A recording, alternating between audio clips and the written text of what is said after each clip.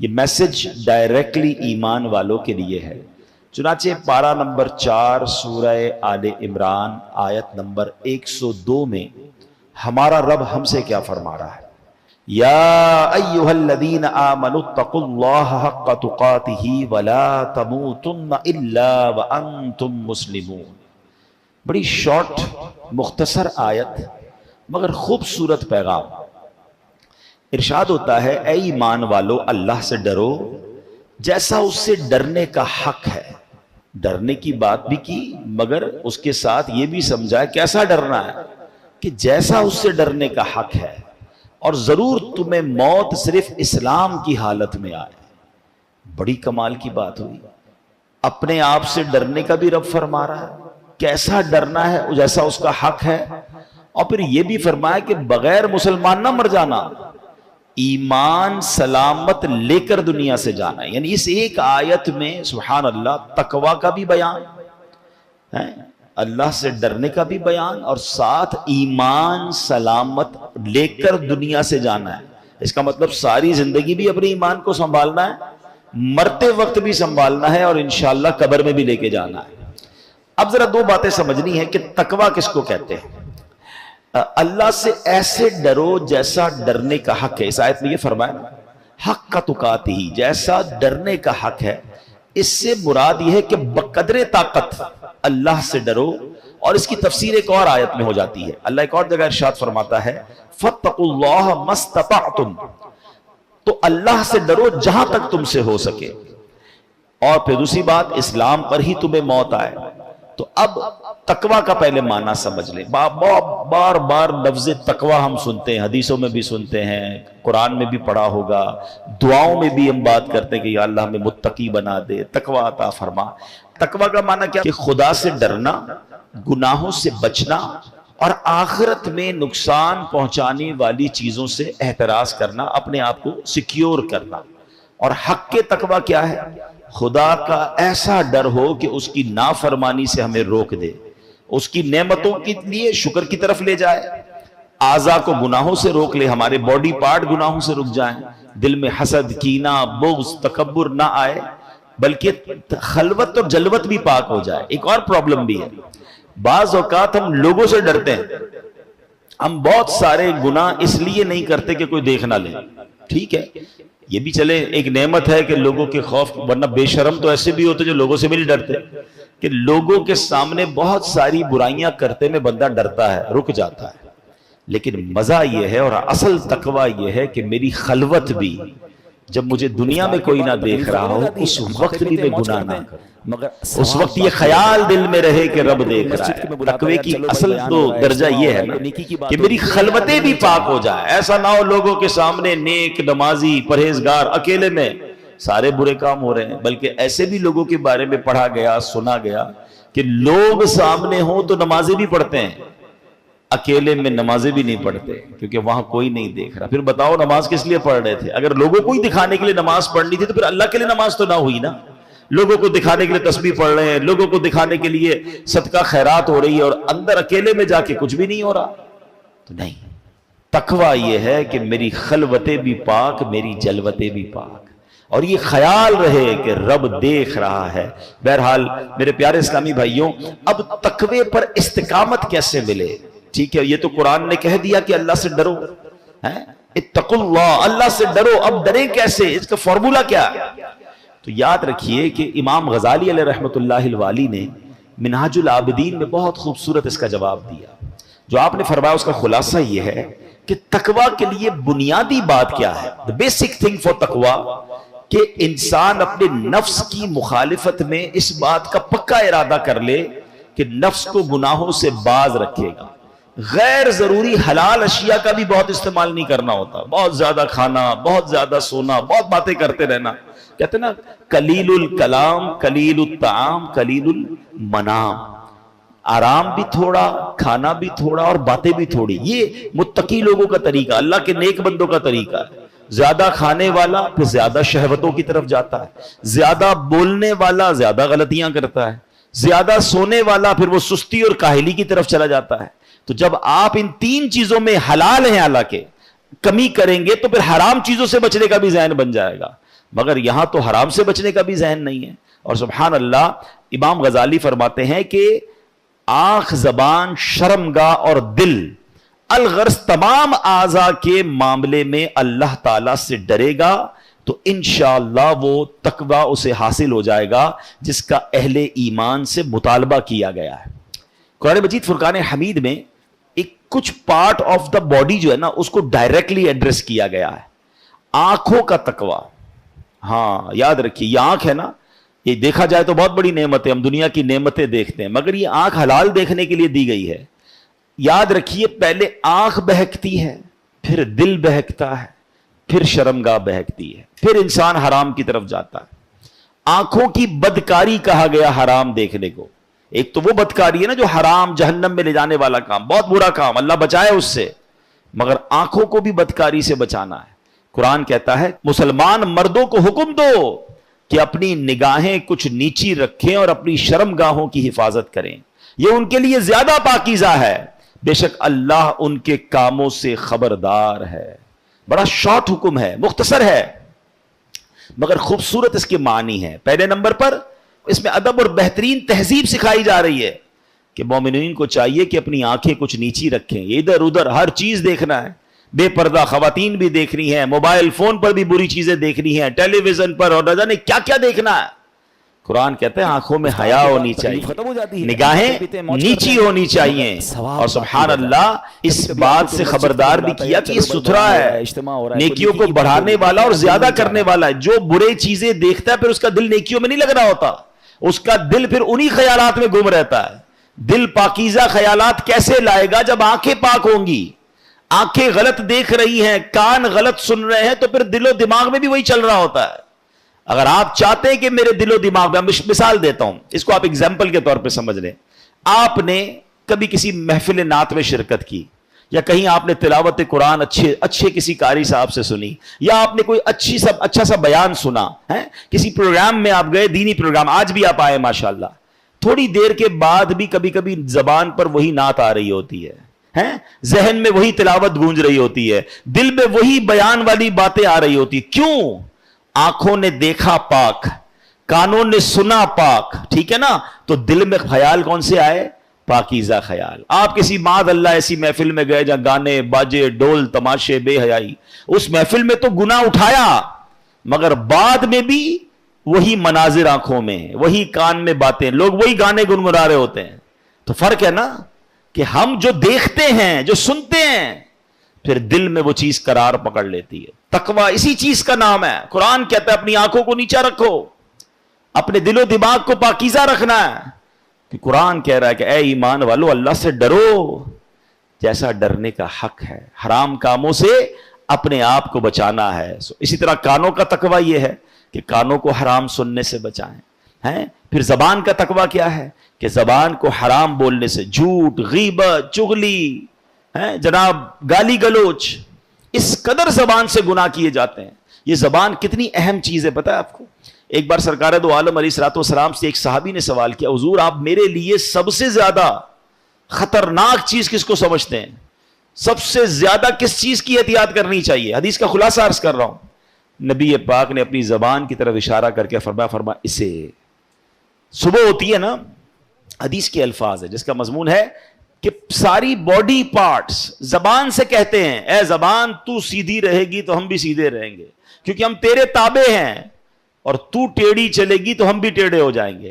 For example کوئی بندہ اچھی باتیں کرتا ہے، میٹھی باتیں کرتا ہے، پیار سے باتیں کرتا ہے، لوگ کیا کرتے ہیں؟ اس کے ساتھ اچھی بات کرتے ہیں، اس کو تحفہ بھی دیتے ہیں، ٹھیک ہے نا. اور کوئی زبان سے گالی گلوچ کر رہا ہے، برا بھلا کہہ رہا ہے، بری باتیں کر رہا ہے، تو لڑائی ہو جاتی ہے. لڑائی ہوتی ہے تو مار کس کو پڑتی ہے؟ زبان کو یا باڈی کو؟ غلطی زبان کرتی ہے، پٹائی اعضاء کی ہوتی ہے، تو اعضاء ہی اس کو کہہ رہے ہوتے ہیں، باڈی پارٹس کہہ رہے ہوتے ہیں تیری مہربانی سیدھی چلنا ورنہ ہم ٹیڑھے ہو جائیں گے. تو یہ وہ زبان ہے. آپ دیکھیں ہمارے کسی بھی باڈی پارٹ پر پہرے نہیں لگائے گئے، زبان پر 32 پہرے دار بٹھائے گئے. 32 دانت ہے، پیچھے زبان ہے، مگر وہ 32 چوکیداروں کا پہرا توڑ کر نکلتی ہے اور ایسی چلتی ہے کہ کسی کا دل توڑ دیتی ہے، کسی کی جناب گھر توڑوا دیتی ہے، کسی کی پارٹنرشپ ختم ہو جاتی ہے، کوئی بچپن کے دوست جدا ہو جاتے ہیں. ہے بڑی نعمت زبان، ہاں نعمت بھی بہت بڑی ہے. ذرا مل کر کہیے سبحان اللہ. اب کہیے الحمدللہ، اب کہیے اللہ اکبر۔ جب میں نے آپ کو یہ وظائف پڑھائے تھے تو ہماری گھڑی میں 2:43 تھے، اب بھی تو نہیں، یعنی 1 منٹ بھی پورا نہیں ہوا، باقی رہ جاتا، مگر بیٹھے بیٹھے ہم سب نے سبحان اللہ میرے نبی علیہ الصلوۃ والسلام کی حدیث کے مطابق 3 جنت میں درخت لگا لیے ہیں۔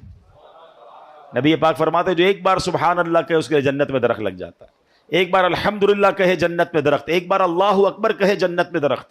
آپ درود پاک پڑھیں تو ہر درود پاک پر 10 نامہ اعمال میں نیکیاں لکھی جائیں گی، 10 گناہ معاف، 10 درجے بلند ہو رہے ہیں، زبان سے ہی نیکیاں ہیں نا، وداؤٹ اینی ایفرٹ، کوئی محنت نہیں ہو رہی، نیکیوں کا انبار لگی جا رہا ہے۔ کلمہ پاک پڑھیں، حدیث پاک میں آتا ہے افضل الذکر لا الہ الا اللہ، پڑھتا جائے بندہ کلمہ پاک، اتنی نیکیاں میں کم۔ قرآن پاک پڑھیں، ہر لفظ پر نیکی مل رہی ہے، ہر حرف پر نیکی مل رہی ہے۔ یہ وہ زبان ہے، مگر یہی وہ زبان ہے کہ جب گناہ کے لیے چلتی ہے، یہ جھوٹ بولتی ہے، تو فرمایا بندہ جب جھوٹ بولتا ہے تو اس سے اتنی بدبو نکلتی ہے کہ رحمت کا فرشتہ 1 میل دور ہو جاتا ہے۔ جب یہ زبان دل آزاری کرتی ہے تو گناہ کبیرہ ہو جاتا ہے۔ وہ کہتے ہیں نا تلوار کا وار وہ سہا جا سکتا ہے، وہ بعد میں ٹھیک ہو سکتا ہے، مگر زبان کا وار پھر ٹھیک نہیں ہوتا ہے، دل کرچی کرچی ہو جاتا ہے۔ خدا را زبان کا تقوی یہ ہے کہ اس کو حرام سے بچائیں۔ یہ زبان جنت میں بھی آپ کو لے جا سکتی ہے، یہی زبان جہنم میں لے جا سکتی ہے۔ اور آگے کیا فرمایا؟ مت مرنا مگر مسلمان۔ کیا کہا؟ اے ایمان والو ولا تموتن الا وانتم مسلمون۔ مرنا نہیں، مرنا ہے تو پھر مسلمان مرنا ہے، ایمان کے ساتھ دنیا سے جانا ہے۔ سبحان اللہ، قرآن سمجھا رہا ہے کہ ایمان کی فکر کرو، ایمان سلامت لے کے جانا۔ اچھا یہاں بھی زبان کا بڑا کردار ہے۔ آپ کو پتا ہے کہ ایمان بھی زبان کی بے احتیاطی سے جا سکتا ہے۔ ہاں دیکھیں نا، کوئی 70 سال تک غیر مسلم رہے، اللہ کو نہ مانے، اس کے نبی کو نہ مانے معاذ اللہ، اور اس کے بعد صدق کے دل سے ایک بار کلمہ پاک پڑھ لے، زبان سے ہی پڑھے گا نا، لا الہ الا اللہ محمد الرسول اللہ صلی اللہ تعالی علیہ وسلم، تو کیا ہوگا؟ وہ کفر سے نکل کر مسلمان ایمان میں داخل ہو جائے گا، اور اس کے پچھلے سارے گناہ معاف ہو جائیں گے۔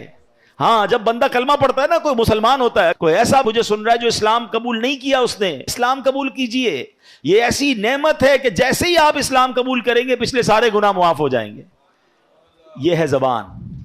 لیکن اے مسلمانوں، اس کا بے دریغ استعمال نہ کریں، بے خوف استعمال نہ کریں کہ اگر زبان سے کوئی ایسا کلمہ جاری ہوا جو کلمہ کفر ہوگا تو پھر یہ بھی ہو سکتا ہے کہ بندہ بے شک 70 سال مسلمان رہا، اگر ایسا جملہ نکل گیا جس سے رب ناراض ہو گیا اور وہ کلمہ کفر ہوا تو پھر بندہ ایمان سے بھی ہاتھ دھو بیٹھ سکتا ہے، اس کا خاتمہ ایمان پہ نہیں ہوگا۔ بڑے بڑے اولیاء کرام، بڑے بڑے علماء، بڑے بڑے صحابہ لرزتے تھے ایمان کی سلامتی کے لیے۔ خود نبی پاک علیہ الصلوۃ والسلام کی بڑی مشہور دعا ہے، آقا پتہ ہے کیا دعا فرماتے؟ یا مقلب القلوب ثبت قلبی علی دینک، اے دلوں کو پھیرنے والے میرے دل کو اپنے دین پر ثابت قدمی عطا فرما۔ کون دعا کر رہا ہے؟ وہ آقا جس کے صدقے ہمیں ایمان ملا ہے۔ یہ میری اور آپ کی تربیت کے لیے ہے نا کہ ہم بھی یہ دعا کریں کہ اللہ ہمارا ایمان سلامت رکھیے، دل پھر نہ جائے، ثواب باقی رہ جاتا۔ مجھے فکر ہے کبھی کبھی آپ کو کوئی مسجد کو فکر ہے، ہم نے کبھی دعائیں کی اجتماع ہو رہا ہے، کوئی نیکی یا کی اللہ بات میرا ہو رہی ہے، ایمان نہیں یار، سلامت دل نہیں رکھے۔ چاہ رہا۔ کچھ لوگوں کو تو یہ امیجنیشن ہی نہیں ہے کہ ایمان چھن بھی سکتا ہے۔ قرآن کیوں کہہ رہا ہے کہ مت مرنا مگر مسلمان، ولا تموتن الا وانتم مسلمون؟ اس کا مطلب we have to careful about our ایمان، ہمیں اپنے ایمان کی فکر کرنی ہے۔ اور ایمان کون چھیننے کی کوشش کر رہا ہے؟ یہ بھی یاد رکھیے گا، شیطان مردود ہوا ہے نا اللہ کی بارگاہ سے، وہ جہنم میں جانا ہے اس کو، تو وہ یہ چاہتا ہے میں اکیلا کیوں جاؤں، میں ان کو بھی لے کر جاؤں۔ تو اب کیا پلانز ہے شیطان کے؟ ہمیں پتہ ہی نہیں ہے، ہم سوچتے بھی نہیں ہیں، پوچھتے بھی نہیں ہیں۔ شیطان نے بڑے جھال بہکے ہوئے ہیں، شیطان نے بڑے جس کو کہتے ہیں نا اٹیک کیے ہوئے مسلمانوں پر۔ اب وہ کیا کرتا ہے؟ کامیڈی کے ذریعے، چٹکلوں کے ذریعے، لطیفوں کے ذریعے۔ آپ دیکھیں کامیڈی شو میں کیا ہو رہا ہوتا ہے، کبھی جناب اللہ کا مذاق، کبھی فرشتوں کا مذاق، کبھی جنت دوزخ کا مذاق ہے معاذ اللہ۔ تو یہ وہ انداز ہے کہ آپ کو پتہ بھی نہیں چلے گا اور آپ ہنس رہے ہیں، کھیل رہے ہیں، وہی باتیں ریپیٹ کر رہے ہیں، اور ایمان سے ہاتھ، کیونکہ ہم مسلمان ہیں، ہماری کوئی باؤنڈری ہے، ہم کچھ باتیں نہیں کر سکتے۔ ہم اللہ معاذ اللہ، اللہ رسول یا اللہ کی کتابوں یا فرشتوں جنت دوزخ کا کوئی مذاق اڑائے گا تو کیسے مسلمان رہے گا؟ یہ ہمارے بیسک عقائد ہیں. لیکن اس کی تعلیم ہونی چاہیے کہ میں کہاں تک بول سکتا ہوں, کہاں مجھے احتیاط کرنی ہے. آپ نے سنا ہوگا دعوت اسلامی کے ماحول میں مدنی چینل پر ایک بڑا خوبصورت نعرہ لگایا جاتا ہے, پہلے تولو بعد میں بولو. یہ بولنے سے پہلے احتیاط تو کرو یار, ہیں؟ اچھا دنیا میں بھی اصول ہوتا ہے, آپ کسی ملک میں ہر ادارے کے بارے میں بات نہیں کر سکتے, ہر شخصیت کے بارے میں بات نہیں کر سکتے. آپ پر کیس بن جاتا ہے کہ بھائی آپ نے اس کے بارے میں کیسے بات کی, آپ کو اختیار ہی نہیں ہے. تو جب ممالک کے کچھ شخصیات یا کچھ اداروں پر بات کرنا منع ہو سکتا ہے, تو ہم نے ایمان قبول کیا ہے تو اللہ پر, اللہ کے رسولوں پر, فرشتوں پر, اور جو بھی ہمارے بیسکس ہیں ہم اس پر بات نہیں کر سکتے. معاذ اللہ اس کے اگینسٹ یا اس کی مذاق یا اس کی توہین کی بات نہیں ہو سکتی. شیطان نے ایک اور کیا وار کیا مسلمانوں پر, گانے, فلمی گانوں میں کفریہ باتیں ڈال دی ہیں. کبھی کہہ رہا ہے سجدہ کرنا ہے, پوجا کرنی, پتہ نہیں کیا کیا فلمی گانے ایسے آ گئے. بتاتے ہیں لوگ کہ اس کے اندر, اور بچے گا رہے ہیں, نوجوان لڑکے لڑکیاں مزے لے لے کے گا رہے ہیں, سن رہے ہیں ان گانوں کو. معاذ اللہ, یہی تو شیطان کی ٹریپ ہے. کسی طرح مسلمان ایسی بات کہے کہ وہ ایمان سے خارج ہو جائے. اچھا یہ تو چلے کہنا ہے نا, اب تو باقاعدہ سوشل میڈیا پر اور پھر جناب میڈیا پر آ کر کچھ لوگ اسلام کی انٹرپریٹیشن ہی ایسی کر رہے ہیں, قرآن و حدیث ہی ایسے بیان کر رہے ہیں کہ لوگ جناب ان کی باتیں سن سن کر پریشان بھی ہو رہے ہیں, فالو بھی کر رہے ہیں. ایسے بھی لوگ آگے جو اللہ سے دور, نبیوں سے دور, اولیاء صحابہ سے دور کرنے کی باتیں کر رہے ہیں. کہتے کیا ضرورت ہے علماء کرام کی, کیا ضرورت ہے اولیاء کرام کی باتیں سننے کی. اے پاک و ہند والو مجھے ایک بات بتاؤ, ہم تک ایمان پہنچا کیسے ہے؟ یہ احسان ہے صحابہ کرام کا, پھر اولیاء کرام کا جو یہاں آئے اور جنہوں نے ہم سب کو مسلمان کیا, اور جناب آج کروڑوں مسلمان ہیں, اور وہ کہتے ہیں ان کی بات ہی نہ سنو, ان سے فائدہ ہی کوئی نہیں ہوتا, اور لوگ سن رہے ہیں ان کو. طریقہ کیا ہے؟ طریقہ واردات سمجھو. پہلے کسی طرح امت کو علماء کرام سے بدزن کر کے دور کر دیا جائے کہ یہ مسجدوں میں جا کر کوئی بیان نہ سنے, کسی عالم دین کی بات نہ سنے, پہلے اس سے دور ہو جائے. پھر یہ اولیاء کرام کا احسان ماننا چھوڑ دیں, پھر یہ صحابہ کرام سے دور ہو جائے, آہستہ آہستہ اسلام سے ہی دور ہو جائے. آہستہ آہستہ کاٹا جاتا ہے نا رسی کو. یہ پلان ہے, یہ سمجھیے گا, یہ باقاعدہ یوں سمجھیے شیطان نے پلانٹ کیے ہوئے لوگ. لیکن ہمیں بھی شوق ہے سب کی سننی ہے, نہ کرے ایسا. سننی اس کی ہے جس نے اللہ رسول کی سنی ہے, جس کے دل میں عشق رسول ہے, جس کا ایمان مضبوط ہے, جو کوالیفائڈ عالم دین یا مفتیان کرام ہے. بھائی ہم اپنی بلڈنگ جو ہے کسی موچی سے تو نہیں بنواتے نا, ہم بلڈر سے بنواتے ہیں. ہم اپنا علاج کسی کسائی سے نہیں, ڈاکٹر سے کرواتے ہیں, جس کا جو کام کا ایکسپرٹ اس سے کرواتے ہیں. تو دین سیکھنا ہے تو جو دین سکھانے میں ایکسپرٹ ہیں, جنہوں نے یہ علم حاصل کیا ہے, ان سے سیکھیں اور اپنے ایمان کی فکر کیجئے.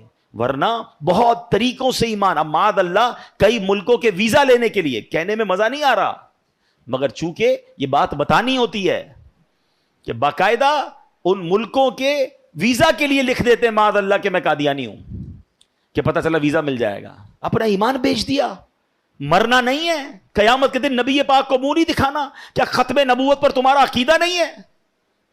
یاد رکھیے ایمان اتنی نازک چیز ہے کہ اگر کوئی یہ ارادہ کرے نا کہ میں کافر ہو جاؤں گا, وہ بے شک ہو نہ ہو وہ ہو جائے گا, اس کو پھر کلمہ پڑھنا پڑے گا, پھر تجدید ایمان کرنا پڑے گا. یہ تصور بھی نہیں کر سکتے ہم. دعا کرو کہ اللہ کبھی ایک سیکنڈ کے کروڑویں حصے کے لیے بھی ہمارا ایمان ہم سے جدا نہ ہو, اور ہم ایمان سلامت لے کر اپنی قبر میں جائیں. کیونکہ یاد رکھیے گا ایمان پاسپورٹ کی حیثیت رکھتا ہے. اگر آپ کے پاس ایمان ہی نہیں نا تو ساری نمازیں, روزے, حج, عمرے, سخاوتیں, زکوٰۃ سب زیرو ہو جائے گا. اگر ایمان ہے تو پھر انشاءاللہ آگے سارے معاملات آسان ہو جائیں گے. قرآن کہہ رہا ہے نا, میں نے آج آپ کو قرآن کی آیت پڑھ کے سنائی ہے, کیا ایمان والو نہیں مرنا مگر مسلمان, یعنی اپنا ایمان سلامت لے کر جانا ہے.